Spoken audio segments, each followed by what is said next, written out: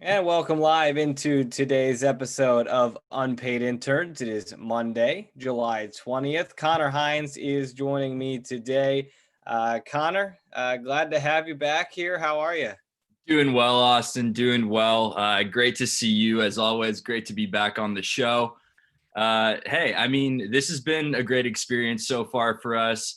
I'm not in Bloomington right now, but I'm just so psyched because I can feel baseball coming back. My San Diego Padres, they're running sim games on the field. Petco Park is empty, but they're still running sim games right now. I can feel it. Sports are coming back. We've got a couple great guests on the show today. It'll be a blast. Yeah, we'll be joined by a Padres affiliate, the owner of the Yes. Fort Wayne Tin Caps, Mike Nutter, will be joining us to talk about. As we talk about baseball being back, unfortunately, the minor league scene is not back. We'll talk to Mike Nutter about that. We also will have Brendan Hartlove from Maryland. He's a 2021, so he'll be a senior with us as well. He was just honored with the SCAA All-American honoring about a month ago or so. So we'll talk to him about that and about more. We love to dig into what it's like to be a student media person, and it'll be interesting to get the perspective of somebody not from IU, and it'll be good to hear Brendan's perspective. We've gotten to know him through soccer. You and Jared were able to go meet him in person, so we'll get Brendan on here today to talk all things student media. But I did want to start it off with baseball, Hines. Baseball is back, I guess. Simulations, scrimmages are starting. We've got people with masks hitting home runs. We've got Bryce Harper jacking it off on his former jacked one into the stands against Max Scherzer, I believe. I mean, there's a lot going on even in these simulations, these scrimmages. Connor, it's got to be nice to see a little baseball back on the TV screen. Oh, absolutely. I mean, you see these teams scrimmaging themselves like the Padres. And hey, a couple nights ago, the Padres won. And that's more than most Padres fans can say most of the time. So that was great to see. I mean, look, I think for all of the, uh, kerfuffle with the negotiations between the MLBPA and the league. And now we're kind of seeing that same conversation with the NFL, although I think we're going to get an NFL season as well. For all of that stuff that happened, it's so nice to see, everybody on the same page. Rob Manfred has not taken a back seat, but he's sort of let the teams, he's allowed them to their own devices on this. And it's really interesting to see how in the middle of a pandemic, every team is, handling this situation a little differently. But I think, at the end of the day, a lot of the rhetoric that we've heard is that the most disciplined team when it comes to coronavirus, the most disciplined team in terms of wearing face masks, in terms of social distancing, in terms of, being able to get consistent testing, those teams are going to be the ones that come out on top because at the end of the day, they're going to have the most players at their disposal. But look, I mean, it's very exciting all the way around. I do feel very optimistic that we're going to get the Major League Baseball season through and done. It's going to be a fun summer. I can't wait for games to start. And it's just encouraging. We're reading and hearing more about vaccines in the news. So it's been a lot of fun so far just to follow along. Yeah, to follow up on that, I believe I read this morning the Oxford vaccination that they've been working on, University of Oxford. They are going forward through human trials with a decent amount of success. So, as you said, promising news, a little bit of optimistic news. We talked to Steve Aird on Friday. If you haven't listened to that podcast, folks, go back and listen. He was just, I didn't expect anything different, but he said, look, I tell the girls on our team, if you want to go out and hang out with the people who haven't been tested and go out on a Saturday night with your friends who haven't been tested, we're not going to have a season. It's as simple as that. So I think these MLB players know that. I think all the professional athletes know that. They have to be smart if they want to do what they love doing and get paid to do. They need to be smart about it. I'll be curious to talk to Mike Nutter about the 60-game schedule. We've gotten some really good insight on how that might change things. Dave Silvestri, former shortstop, was on the podcast last Wednesday. He's an Olympian as well. He gave us a really good insight into how it's just going to be a full-blown sprint. And I know Our good friend Jack Grossman has been very adamant on Twitter. He's done with the 60-game Nationals sample size from last year. He wants other options to compare the 60-game schedule to. In the NFL, Connor, is the NFL dropping the ball? They have had the most time. They have been able to ease their way into all these protocols in the season. And I know everything's changing every day, but they've had the most time to adapt to everything and to create a plan. And on Sunday, the NFL players kind of united on social media, tweeting about their discomfort with or their ongoing discomfort with the way that the NFL is treating this season. They don't feel like they're doing the right things. Is the NFL dropping the ball here when they had the most time of any league? Well, here's the thing. We're finally getting to have this conversation. The only reason why the NFL has not been a part of the conversation up to now is because their season doesn't start until the end of summer. Their season, OTAs don't start until, well, I believe they announced that, training camps will resume next week here, July 28th, I believe. But I mean, look, we're finally sort of seeing, not to be dramatic, but we're seeing Roger Goodell and the league be exposed in their truth a little bit, as we have so many times before with this league. The only reason why it's happening now is because we're finally starting to talk about training camps and we're finally starting to talk about football again. I think college football is a completely different conversation for another day. I think it's way more likely that the NFL gets back on the field in a much fuller capacity. But I mean, to respond to your question, it does seem that way, right? It seems like the NFL has taken a backseat these past couple months because the league has been afforded to take a backseat because, they're not in the middle of their season like the NBA and MLB is. But as we get closer and closer to OTAs and training camps starting here, I mean, it's very clear that even as we progress closer to the NFL season, that league is still choosing to take a backseat. And, they're in the conversation because they're not in the conversation. Yeah, and they are slowly starting to become prevalent because training camp's supposed to start in a week, and guys like JJ Watt have come out and said, look, we don't really know what's going on. We don't feel safe. That's not what you want to hear. But we are hopeful that sports will begin to come back. MLB expected to start Thursday and Friday, and then NHL and the NBA at the end of the month. The MLS is going on right now. PGA Tour's going on. NASCAR's going on.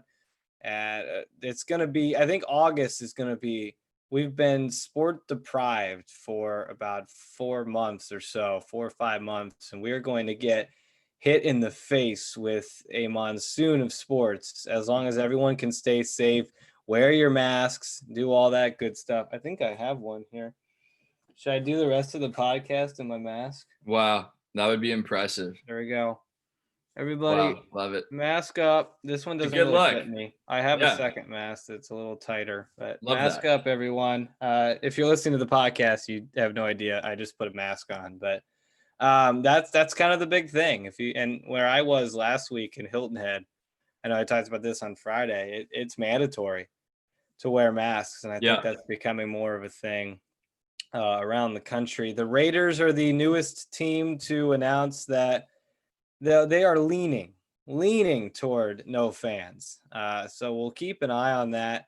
That's obviously a brand new stadium, brand new team in Las Vegas. The Las Vegas Raiders starting to think might not be a good idea to have fans. I know the Philadelphia teams, both the Phillies and the Eagles last week, announced they would be going without fans due to city laws. We haven't talked about it on this show, and we're going to talk a ton about it on Wednesday when we have John Blau on. But Indiana football stopping voluntary workouts due to 6 positive COVID cases among the football team. All other workouts still allowed to go on. So men's and women's basketball, I believe soccer is back, volleyball is back. But that's big news. I mean, Indiana had, for the most part, kind of avoided the big number. And it was a bit of a shock on Friday to see that come out. And I still think, relatively speaking, it's a small number for Indiana football. And, I mean, we've talked time and time again this summer about, being too careful rather than not careful enough. And I think that's what you're seeing with Indiana football. You're not getting LSU or Kansas State size numbers on the positive test results. But, I think a major takeaway, and I believe I heard somebody else on another podcast recently talking about this, but this is the reason why Indiana hired Tom Allen to be their head football coach. The leadership role that he's assumed these last 3 months in terms of just sort of guiding the team through uncharted territory for our country in general, for our world. And that is not altogether surprising to see that Indiana football has some positive tests. But hey, just do the smart thing, take the precautions necessary, pause it for the time being so you can get back to playing later. I mean, you have to be this time that we're living in is just not for the impatient person, whether you be an athlete or otherwise. Yeah. So Again, go back and listen to Steve Aird on Friday, because he talked a lot about this stuff, about the uncertainty and how he's trying to stay optimistic. And then we'll talk to John Blau on Wednesday. He's going to give us more of an insight into what it means that Indiana has postponed voluntary workouts. But for now, we're going to move on and bring in our first guest. We're really happy to have him. He is the owner of my hometown team, the Fort Wayne Tin Caps, 3-time Midwest League Executive of the Year. Mike Nutter joins us. Mike, how are you? Oh, he muted again. Maybe. I am Hey, great. Mike, can you hear us? I can. It's great to be on with you guys. Thanks so much for joining us. Just happy to have you here. I guess this is normally one of your busiest times of the year. There he is. One of your busiest times of the year. What have you been up to the past couple months without baseball? Watching a lot of travel ball with my young son. It's playing for a 16U summer team. I think they've played like 25 games and I've made it to all but one. And normally I would miss most of them. And so you guys are so great for having me on. I appreciate it. It's been wild. And so I'm an optimistic guy. I'm a guy that always looks forward. I'm the rah-rah guy on the staff. So I have to view it as, you know what, I've been able to spend more time with my wife and our daughter and son that are going to both be Homestead sophomore and junior coming up this year up here in Northeast Indiana. And so I have to look at the bright side, but at the same time, I've missed it. This would have been my 30th season working in minor league ball, and I'm going to keep it because I'm going to have all the gray hair and I'm going to count it as number 30, even though we're not playing any home games. And so I miss the fans and the game and the Padres, but I'm happy and optimistic that the big league guys are going to get to kick it off later this week to give us a little sense of normalcy and a distraction, because I've watched about as much competitive cornhole throwing on ESPN and other things like that. And so, we're just looking for content, and I'm glad the MLB is going to be a part of it, even though minor league baseball isn't. But I'm excited to answer whatever you guys have. We can talk about our industry or whatever you guys want to chat about. Yeah, I was going to kind of start it off. I mean, the unfortunate news of everything being canceled. I know that was not an easy one for them to decide, an easy one for them to hear. We talked to John Nolan last week, and he kind of talked about how you were kind of ahead of it. You kind of saw it coming a little bit early, but still, what was it like to finally hear the official news that, man, not going to happen this year? It was rough. I mean, it was sad because we did see it coming, or felt like it had to. We were still at a point where a lot of us here couldn't attend our church, and you couldn't go here and you couldn't go there. And we're trying to figure out, how in the world could you have upwards of 9,000 people at a game? And that short answer was, you couldn't, or we can't. And so we did try and prep the staff as much as possible, prep our great partners that are season ticket holders, sponsors, things like that, of, hey, we think this is coming. We didn't know when. We weren't sure that it was. We kept giving the caveat of, we'd love to be wrong. But we also didn't want them to read it across the bottom line some night and think, wow, I've worked with those men and women with the Tin Caps for years, and now I'm hearing it, on Twitter or where else everybody gets their news these days. But when we heard the news, we had heard stuff along the process. Hey, you're going to have a couple weeks notice.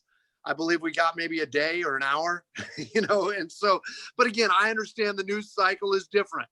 that you don't have as much time as you always used to or want to. And so when we told everybody, people were just sad. And by a lot of measures, there's no arrogance in this statement. But with our track record, throughout all the minor leagues over the last 11 plus years, we would be deemed one of the most successful teams, be it in attendance or profitability or outside events beyond the baseball and things like that. And here we are with 32 full-time people normally. And the vast majority are furloughed. And so it just breaks your heart. I mean, this is real. And let's be clear to everybody watching, there are things that are a lot bigger than the tin caps of minor league baseball going on in our country. So get that established and get that out there. But this idea that we would furlough 20 people during this year, it's so unfathomable. It's real now. But so we're just trying to keep people engaged. And I know it probably sounds cliche to you guys, but we worry about our coworkers' mental health and their physical well-being and things like that. So we've continued to do the Zooms and things like that just to give people something to look forward to. We're optimistic. We think that next year it looks more like it used to, or that there's at least a season and it looks like it used to.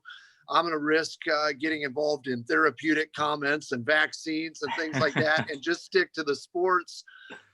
But some of the behind the curtain stuff, and I told you guys I wanted to talk about whatever you guys want to talk about. You know, somebody asked me this week, well, what's one of the biggest things going on right now? Another line I never thought I'd utter as a team president of a minor league baseball team, but we're actively watching what's going on with the national federal unemployment. You know, stuff that, again, I've learned more about the PPP and the unemployment. I don't want to make light of any of that stuff because it's all of us here and our people matter to us. But we're just trying to figure out, okay, for the folks that have furloughed, let's be clear, they want to be back with us. They don't want to be sitting out. Do any of them make a little more money now than before? Yeah, but that's not the way they want to do that. They want their job. And so some of the behind the curtain stuff of things going on, you know, for your viewers to hear about, I avoid the political stuff publicly. I keep my own opinions to myself, but that's some of the stuff going on that we're just trying to navigate through this thing. That back on mid-March, I think it was March 18th when I met the staff and said, hey, we're going to work from home for a little while. I don't think I thought we'd be at the 4-month mark, but I understand why we are. Yep.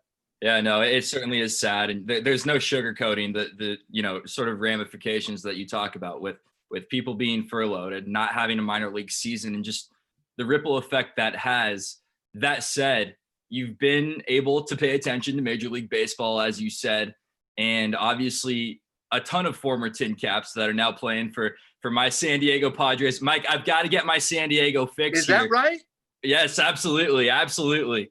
Are you, how much, you know, contact with the expanded roster system? How great is it to see a guy like Mackenzie Gore now on the precipice of making a major league team? You know, what has that been like for you? What have you been up to? What have those communications been like? That's a great question. And so we love those guys. Mac, I absolutely loved him. He didn't get to pitch much for us. He called it the most frustrating year I think he's ever had because he had that blister problem and all that stuff.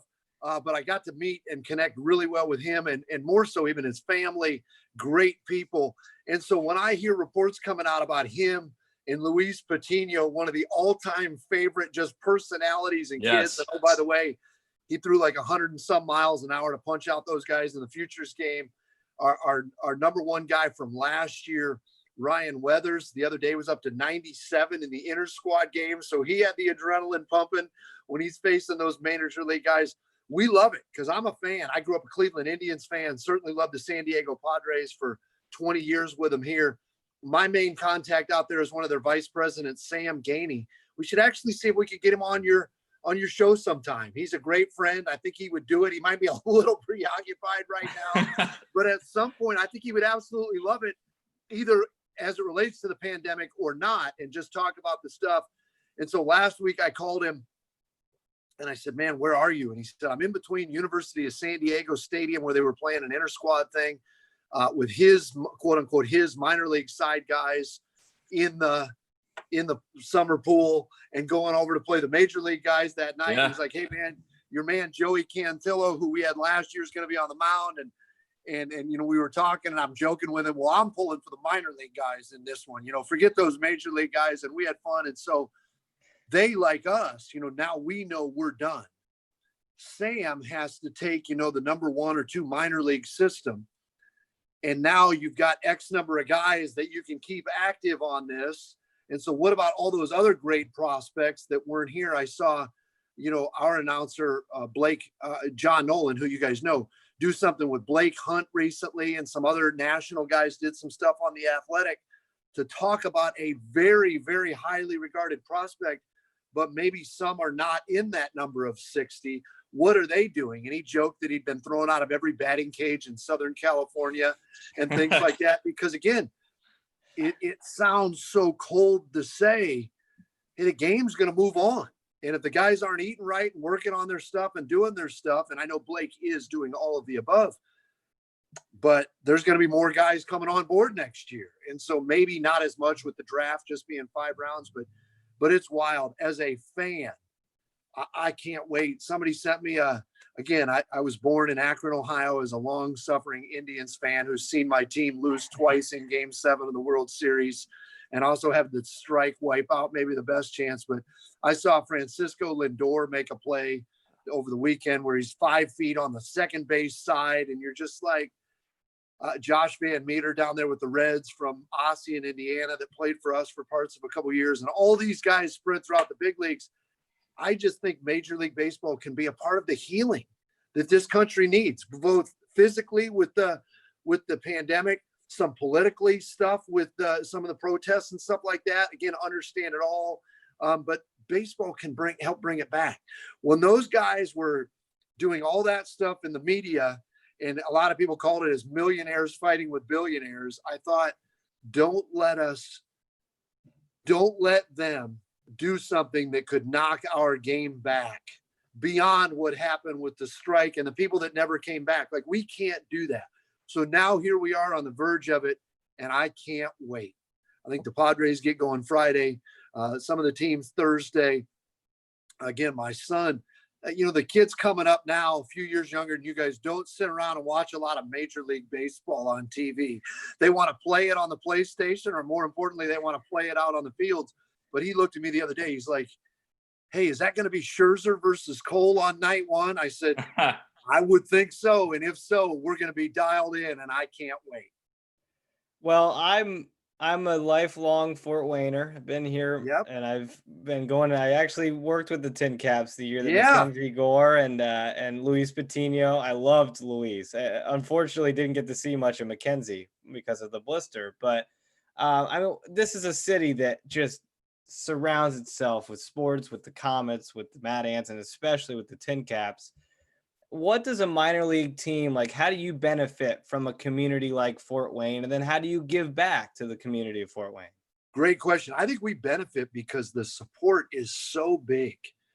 It's been the top 5, minor league town for so many years for the teams that you named. And we're friends with all those guys. Tim Bauman, that runs the Mad Ants, was a 20-year minor league baseball guy. Tim and I have known each other forever. I am friends with Scott Sproat and the Franke family. I think sometimes people think, do those people like each other? And it's like, yeah, we might compete for the sponsorship dollar or a group sale or something. There's no question there's some of that, but there's enough in this town, the population and the sports world. I'll give you a really quick story.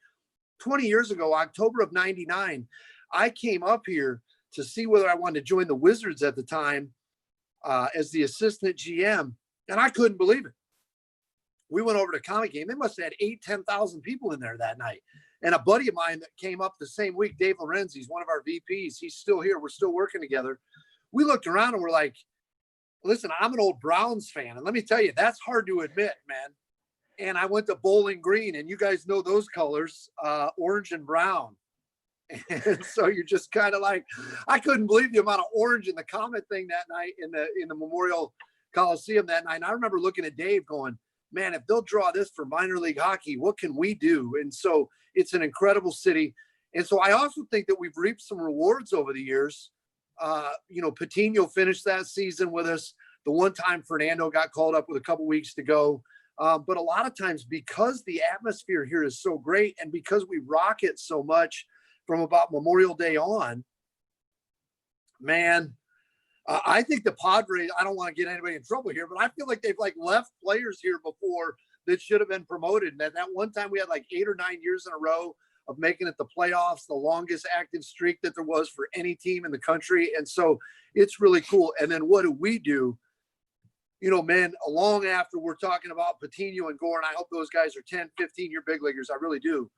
And we're not talking about Bird Zerk and fireworks and some of that other stuff. I hope that people, when I'm long gone, which I hope isn't anytime soon, but I would like some home games to be able to work in 2021. I think people are going to talk about the impact in the community.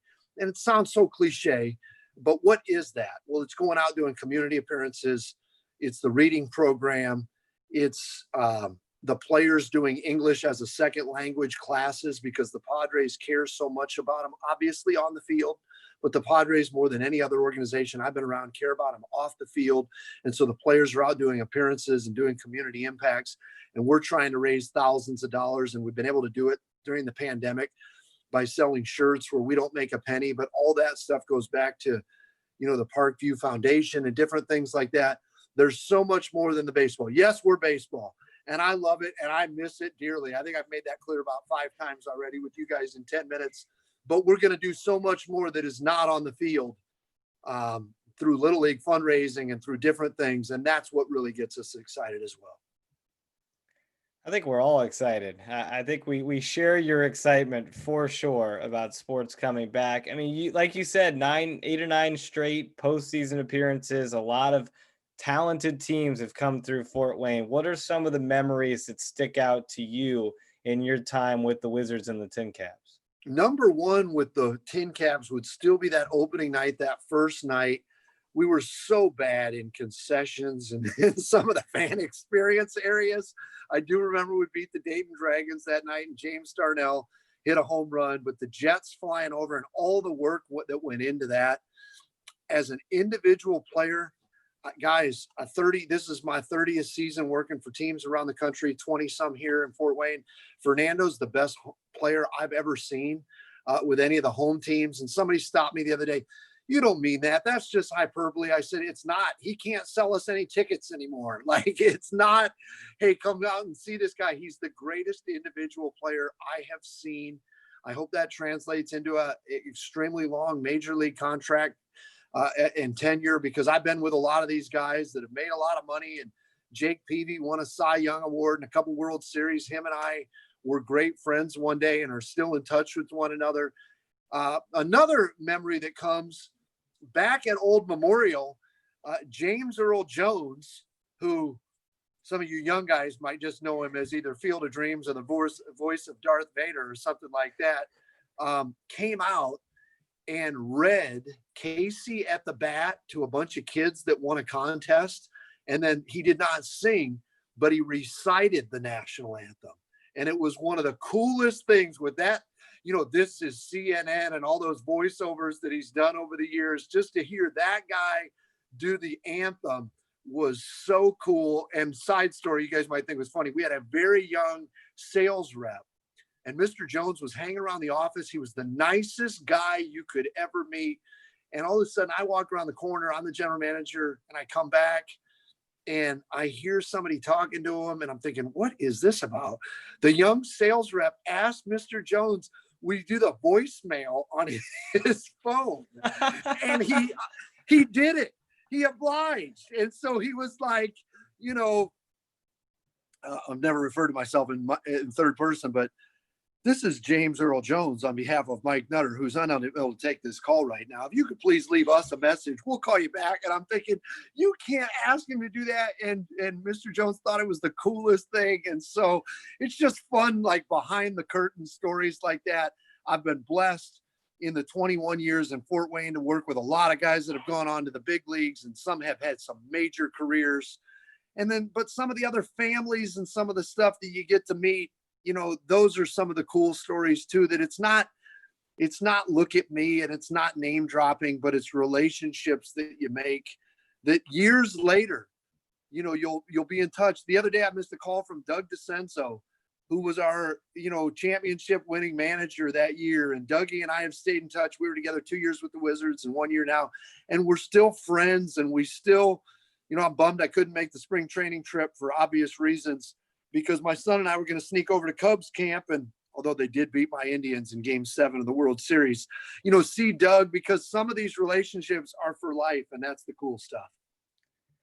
Well, Mike, we really appreciate you coming on the show. We're going to have to do it again because there's so much more we could talk to you about, but we appreciate you giving us 20 minutes of your time.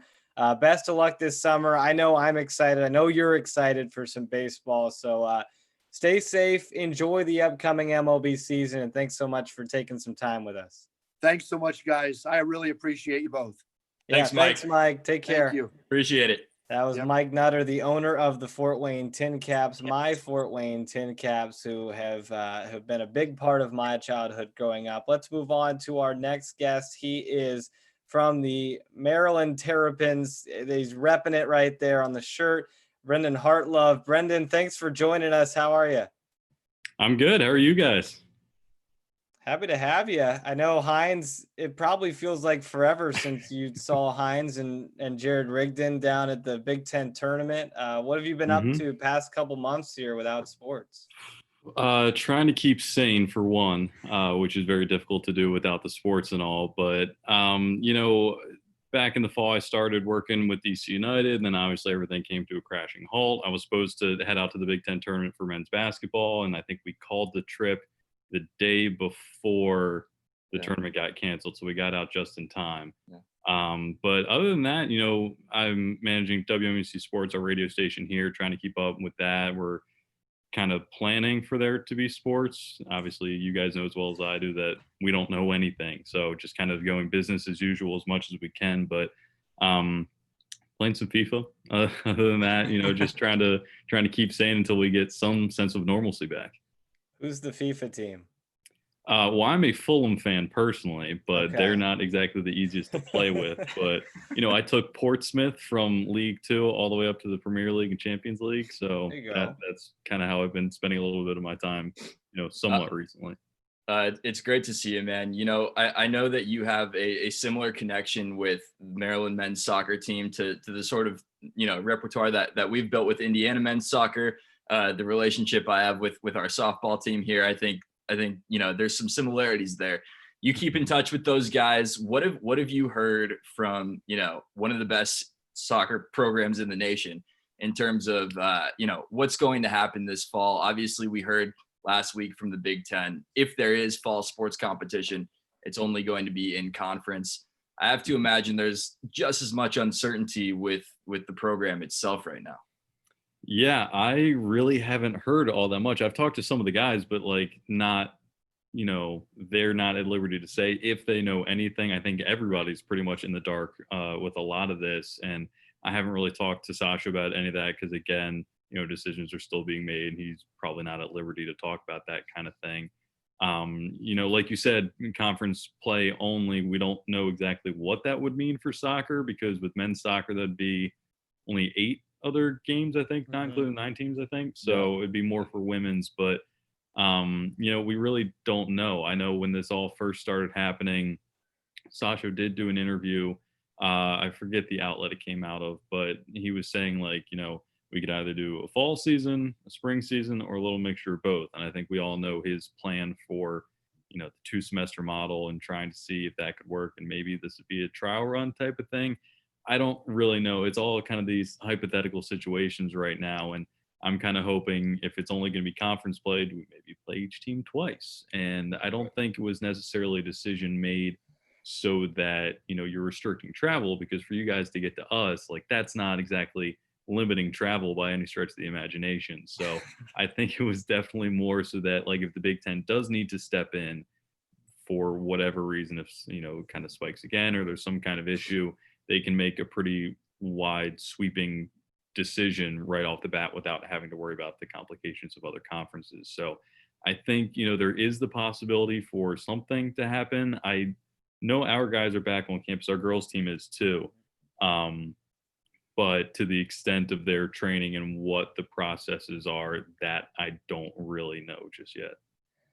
I know Yeagley's in the same camp. He has been vocal about wanting to try out the 2-semester model. And we talked to Dean Linke about that a couple weeks ago. He said this would be a great time to do it, but we'll see if they follow through on that. I did want to congratulate you on your All-American honors in the STAA, and I figured we had to talk about that. What was that like when you found out that you were an All-American, and what does that mean to you? I mean, it means a lot, first and foremost, because I genuinely was not expecting that at all. Because, I just finished up my junior year. I've applied every year, and I was expecting to maybe, if anything, come in like the low 20s or low teens or whatever they do. And my friend was stopping by because she was on her way to College Park from Pennsylvania, and we just kind of had it open on my laptop, and we were talking and had it on the background, and we're paying it some attention. And then once they switched over from the YouTube to the CBS Sports, where they were going to be doing like the All Americans, I was like, well, I'll keep it on. And I almost closed my laptop because we were just talking and hanging out. And she was like, no, keep it open. And this was me again, not really having the faith in myself. And then we're sitting there, and all of a sudden I pop up, and I'm like, nah, there's something. Somebody hit the wrong button. Like this has to be some kind of mistake. But then like my real plays and everything, and I was just kind of sitting there in silence because I really was not expecting that. And then Scotty Gange won it, who I remember watching his reel, a month or so prior, and immediately thinking this guy's the winner, like right off the bat. I had no doubt. And then when he was talking with Jim Nance, and Jim Nance shouted out the other All-Americans and said my name, I was like, this is a pretty weird moment for me in a very, very good way. But yeah, that was very, very special. And then the CEO, John Celeste, called me right after and congratulated me, which is when I knew it was not a mistake. But my phone was just blowing up after that. And I just kind of had to pause and step away from a second, trying to not keep up with everything, because I kind of needed to let it sit and like settle in for a minute before I fully understood what was going on. But it was a huge honor, and highest in Maryland history or something like that, and however many. And we've had so many amazing, talented broadcasters come through. So that's kind of a feather in my cap, knowing that out of everybody over the years, that I'm right up there with some of the top out of the turf. You're going into well your deserved. Yeah, absolutely. I mean, yeah, congratulations, man. Well deserved. Scotty's great as well, but I mean, I don't think there was one one winner in that top 5 or top 10 or whatever it may be. That was Mary Kate was was an All-American as well. Mm-hmm. So yep, yeah, absolutely, well deserved. You're going into your senior year at Maryland, as you said. We're going into our senior year at Indiana. Could look very different, and don't expect you to have the answers by any means. But have you heard anything from the BTN Student U program, your guys' group on that end? How are you? I'm still trying to figure it out myself. How are you trying to make the most of your senior year with just broadcast opportunities or whatever it may be, regardless of the situation? I mean, hopefully we have sports, but either way, we're going into our last run around the track here. Yeah, I mean, we've been having weekly Zoom calls with our BTN staff just to kind of catch up, keep in touch. Obviously, there hasn't been much news to discuss or anything. Right. But we're talking about, if we do have a fall season, what's the plan for that? And, I think that if sports happen, great. I think it's probably not going to be a surprise to anyone that there wouldn't be anybody in the stands for those games. I think that's kind of just the way everything's going to be handled, at least for the foreseeable future. So I think as broadcasters, our role is a little more important now, if that's the only way people can see the game. So I think if it is going to happen, we're going to, step up the quality as much as we can. But I mean, you've been in the Ludwig Field press box for Maryland soccer. It's not exactly very spacious. So the social distancing aspect of that will have to be discussed. And we might be putting a tent outside, which legitimately has been brought up. But I think it's definitely going to be interesting because, all these big networks, they have the resources to put on these broadcasts and things like that. And you can call the games remotely. I don't think I'll be sitting in my apartment broadcasting a soccer game anytime soon, but we're certainly going to have to find some workarounds, but try to make the best of it. Because like you said, senior year, and this is obviously not the way we would want our collegiate careers to end, because I love broadcasting Maryland sports and Maryland soccer in particular more than anything. So the thought that it is not going to be a normal season, if it happens at all, is, a little upsetting, but we're keeping the fingers crossed and we'll make the best of whatever ends up happening. I've heard we could be in studios, we could be on roofs, we could be outside of the indoor state. A lot of it's going to depend, like soccer, at least it's an outdoor thing, and we're always under a tent on the roof anyway. So that one may stay the same, but basketball, they may not put us inside. Mhm. There's a lot. There's a lot going on. And like you said earlier, none of us really have any of the answers right now. Mm. But I do want to kind of talk less about the uncertain and more of the stuff that we do know. This is something we were doing. We did a student appreciation week early in this podcast where we talked to IU students about kind of what it's like to be a student media member and how do you gain credibility amongst professionals in the field and that kind of stuff. I wanted to kind of pick your brain on that. Obviously, you've been very successful going into your senior year. What are kind of the tips you would give to somebody coming in to fill your shoes maybe in a year or so? Like, how do you go about gaining the respect and the credibility of those around you that maybe are the people who do this for a living and are like, oh, these are just 18, 19-year-old college students? How do you go about gaining their respect? I think it's knowing when not to talk, whether it's in a professional environment. You don't, obviously we don't have the experience of the people we're working with, and also knowing when not to talk when you're picking the brain of somebody who's in the position you want to be in. It's not a matter, sometimes you have people when they're talking to a very experienced broadcaster that they look up to, they're trying to establish their credibility by saying, oh, I've done this, I called this game, I've done this many games and all this, I have this many Twitter followers or whatever it might be. You need to be able to take in information rather than just spew it out. And I think that goes for a lot of different aspects of life, but you need to find the people in the industry who you want their job, essentially, have an idea of what you want to do. It doesn't have to be exact, but search them out and pick their brain and listen to what they have to say. You can talk to 50 different broadcasters of the same sport, for the same network, whatever it might be, and you're going to learn something new from each and every one of them. They're not all going to say the same thing. So you need to find those individuals who you look up to and get their feedback. First of all, always put yourself out there. I know it can be kind of intimidating to have your work looked at by somebody who you really admire, and you don't want to disappoint or embarrass yourself or whatever it might be, but getting that feedback from somebody who has all this experience in something you want to do is absolutely crucial. And I know it's harped on at every journalism school event in the world: connections, networking, things like that. And it will come from some pretty unlikely places sometimes. It's not always just, oh, somebody was on this panel, you went up and introduced yourself. That obviously happens, and take advantage of those opportunities. But, it can come from some very unlikely places. Like, I've made connections through Sasha Swarovski and John Strong, who does all the play-by-play for FS1 and the U.S. national team and MLS and the World Cup, all that stuff.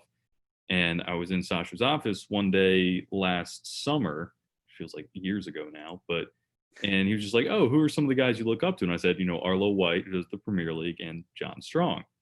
And Sasha just kind of leaned back in his chair and he was like, well, Arlo White's across the pond, so he's not really all that accessible. But if John Strong ever comes to town, I can try to make a phone call to get you guys to sit down. And at the time I was like, okay, Sasha, like, sure, we'll see if that ever happens, because he didn't know John Strong or anything like that. Then, a month or so later, they announced the U.S. national team would be playing at Audi Field. And so I was like, hey, you remember that thing you said about if John Strong ever comes to town? And so he was like, text me Monday morning, I'll see what I can do.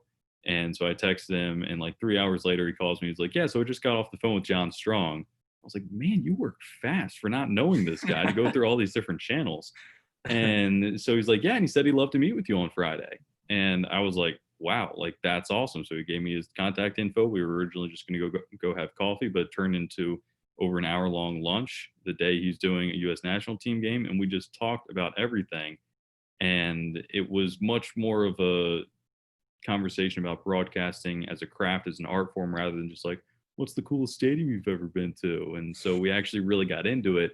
And I walked away from that lunch just thinking, I need to call the game right now. Like, it changed the way I was thinking. And so he has my dream job: U.S. national team, MLS games, play-by-play on TV. And so to be able to sit down and listen to him for over an hour. And we've stayed in touch. We text all the time and things like that, just to get that feedback and have that connection of somebody who's in the position you want to be in, and not necessarily follow their path, because everybody has different paths, but, getting that feedback, getting just the little nuggets of advice that you might think are so small, or they might just say in passing, but could really have a big difference down the line. And I think instead of trying to prove yourself with, obviously your resume is important, stuff like that, but not what you've done, but processing that information and showing a willingness to learn is, I think, how at our stage of our careers is what really can set you apart. I would echo that. I mean, this podcast was not supposed to be a thing 3 months ago, and out of it, I have gotten so many more connections than I thought I would have doing any job that I might have been able to get this summer. So it's not something that I was seeking out, but 3 months ago, I would have never thought I'd be sitting here on July 20th talking with Brendan Hartlove and Connor Hines on a Zoom call.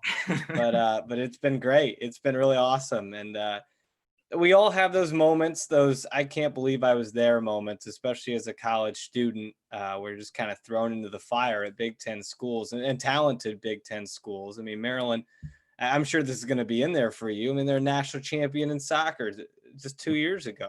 But what are some of those moments for you? Those, like, I'm going to remember those forever, can't believe I was there kind of moments. I mean, I'll start with the obvious one is the national championship, because, I don't just broadcast Maryland soccer now. I've been a lifelong Maryland soccer fan. I've grown up 30, 45 minutes away from campus, and I was going to games at 5 years old and did like the little halftime competitions on the field when I was in elementary school and stuff like that. So just the whole experience as a whole that I have right now is wild. Just, Sasha will randomly call me about things. I never would have in my wildest dreams expected that. But then I find myself out in Santa Barbara, which, first of all, I don't travel like I never have in my life. The farthest west I had been before my sophomore year was West Virginia, which is just so sad. And then I went to Louisville, Kentucky for the field hockey Final Four national championship. And then, a month after that, I'm flying to Santa Barbara, California, which was just absolutely insane as it was. But right before the national championship, I was standing at the top of the bleachers of Harder Stadium. And beautiful scenery. You can see the mountains and the ocean and all those kinds of things. And Maryland's about to take the field for a national championship. And I just had one of those, full circle moments that I was thinking back to what, 5 or 6 year old me would be thinking right now about to broadcast a Maryland soccer national championship and then a Maryland national, championship win. So that was fantastic. And that is something that will always stick with me. I think, sticking with soccer, calling games at Audi Field when we played Virginia on, Labor Day? Yeah, Labor Day. That has been a fantastic experience as well. I've grown up loving DC United. Now to be broadcasting games in their stadium is kind of crazy. And then to switch to basketball, I was doing one of our student U games. It was, I think, like the spring, end of winter, my sophomore year. We're playing Minnesota. We don't get many student U games for women's basketball, just kind of the nature of the program. But I did get one, and Kyla Charles won the game for them the last 9/10 of a second. And that whole day was absolutely exhausting. And then the game and the drama just made me wiped after that. So I got back to my apartment. I'm sitting on the sofa with my roommates, about to go to sleep, and I'm scrolling through Twitter. And SVP quote tweets the play saying this is leading off tonight on Sports Center. And so I would have been in bed by like 11 o'clock or early or something, but I was like, okay, I guess I need to stay up for this now. And sure enough, the best thing he saw that day for SVP on Sports Center was that play with my call underneath of it. And obviously being from Maryland, SVP is a pretty big deal for us. So, to hear myself on Sports Center like that, albeit quietly underneath of him, was pretty cool. But I find myself having those, I can't believe I'm doing this, those All types of moments all the time, the time. And whether it's a soccer national championship or a regular season women's lacrosse game, I've done women's lacrosse national championships too. And, coming into college, I knew nothing about women's lacrosse, even being from Maryland, which is probably not all that great. But like that was the most fun I've had with the team. The girls were just so much fun. There was such a great energy around, the whole club or program. And it was in Baltimore, which is 15 minutes from my house. And just the environment there was absolutely crazy. So I have had endless, I can't believe I'm here moments at Maryland. And hopefully I get a few more this coming year. We'll see. Hines, I don't know if you're the same as me because I grew up a diehard IU fan, but every time I walk in Assembly Hall, is like, I can't believe I'm here moment. I have to pinch myself wearing a Absolutely. credential and just walking in like it's nothing. When I remember as a kid standing on the street for 2 hours trying to get a ticket just to get in there, and now I can just walk in. But yeah, I think we will all have those moments, and I really enjoyed getting to pick your brain a little bit. We don't have any biases against other schools, I promise. Mhm. This is just evidence right here. We're bringing in, Mhm. as Brendan said on Twitter, the great Indiana Maryland cross school content. So Oh, yeah. thanks so much, Brendan, for joining us. We appreciate it. Best of luck to you this fall. Hopefully, we have some sports, and maybe we'll get a little home and home between Indiana and Maryland soccer. That would be great. Thank you guys so much for having me. Really enjoyed it. Yeah, Thanks, take man. care, Brendan. Appreciate it. Thanks, man. Have a good one, guys. See ya. That was Brendan Hartlove, rising senior at Maryland. Really appreciate him coming on the show with us. And Connor, a good day of guests. I would like to have Mike Nutter on for like 2 hours. That guy could talk, man. He was a blast. You could tell he was excited to be there. He was ready to talk about whatever we wanted him to talk about. He, if I can do anything about it, he'll be a repeat guest at some point. But and Brendan, always good. I was just thinking about guests the other day. I was like, we've done a lot of IU people. What if we we have made a lot of friends in our time of traveling around with IU sports, and it was good to get Brendan on and kind of talk about the perspective from a different school and his relationship with Maryland. And so that was really cool.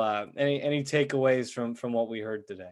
No, Mike was electric. We got to have him back on again. I could talk minor league baseball with him all day, but it is funny just those last 2 minutes there listening to Brendan while you kind of took the lead there. I mean, we are constantly being exposed to just unbelievable opportunity and experiences that a lot of people could only dream of, like we did when we were younger. And I think time and time again about what I'm able to do every day and what you and I and Brendan and so many others are planning to do once we graduate. It's not work. It's so incredibly a fortunate thing for all of us to be able to just go out there and do what we love and improve, and to be surrounded by so many incredible people, so many new friends like Brendan who we've met, so many great leaders like our own Dr. Clavio at IU. I mean, we're so lucky to be able to do that. So that was awesome. I hope we stay in touch with Brendan. Regardless of what this fall looks like for college athletics in the Big Ten, we're going to have things to talk about either way. If there aren't games on the field, we're going to have to talk about why there aren't games on the field and what these athletes are doing in the meantime. We're going to have things to do and say regardless. I can't wait to get back to Bloomington. I can't wait to have everybody back there. It's a little lonely in Bloomington right now. So, it'll be here before we know it, but yeah, we'll see. It'll be a fun fall regardless. I got counting down 3 weeks till I get back in Bloomington. So Love excited to get back in Beat Town. Excited. I don't think we thank Dr. Clavio enough at the end of these shows. He's the man who gave us this opportunity. And like I said there with Brendan, 3-4 months ago, you tell me I'm talking to like Mike Nutter and Olympian athletes and Will Sheehy and all these guys that we've gotten to have on this show. I would have told you you're crazy. Tracy Wolfson. I mean, we've had so many great guests, and we continue to strive for more. Wednesday's show, we'll be talking IU football with John Blau, repeat guest. He'll be joining the great company of Matt Cohen and Stefan Krasnick. So we'll ask him what it feels like to be in that company. All IU people. And we'll also have my former the coach of my former Cape League team, Jamie Shevchak of the Brewster Whitecaps, will be joining us to talk about what he's doing without Cape League baseball this summer. It has been really strange to not have that. I was looking forward to kind of following along with Brewster this summer, seeing how they did. And we'll talk to him about the ramifications of no Cape League season this year and what he's doing to stay involved in that. But we're looking forward to that episode. And then tentatively scheduled for Friday, our man, EVB, Erwin Van Bennekom, is women's soccer head coach at Indiana University. That's the other thing, Austin. That's the other thing that we're so grateful to have at Indiana. I have not met a single coach who is not just so willing to talk to us, and we have such a great group. I mean, Steve Barrett last week. That's going to be awesome. I can't wait to listen to that one. Erwin Van Bennekom is the freaking man. We're going to continue to try and get some of these head coaches on from Indiana. We've got Steve Barrett. We've got Erwin Van Bennekom coming on Friday. We'll plug Sam Niederman wrote a great, really detailed story on EVB. If you want to go check it out on the HoosierNetwork.com under the women's soccer stories, he wrote a great story, a detailed profile for one of our sports classes at IU on EVB. So looking forward to picking his brain on Friday. So we have some great guests lined up for this week. Huge thank you to Mike Nutter from the Fort Wayne Tin Caps and Brendan Hartlove from Maryland as well for joining us today. That'll wrap things up. A reminder, you can catch all our podcasts on wherever you want to get your podcasts, Apple Podcasts, Spreaker Podcasts, Spotify, and catch us in person, I guess, kind of in video on the IU Sports Media YouTube page if you want to see our faces and see me wearing a mask here. Everybody wear a mask. I'm going to do the outro of this show in my mask. Wear your masks, everyone, if you want to have sports and if you want to save lives. That's the important thing. And also cover your nose. Wear masks right, please. Somebody served me my food last night and his mask was like this. And it's like, yeah, that doesn't really do much. Why are you even wearing a mask if you're gonna wear it like that? So mask up, everyone. Thanks for joining us today. For Brendan and Mike and Connor, I'm Austin saying so long from Unpaid Intern.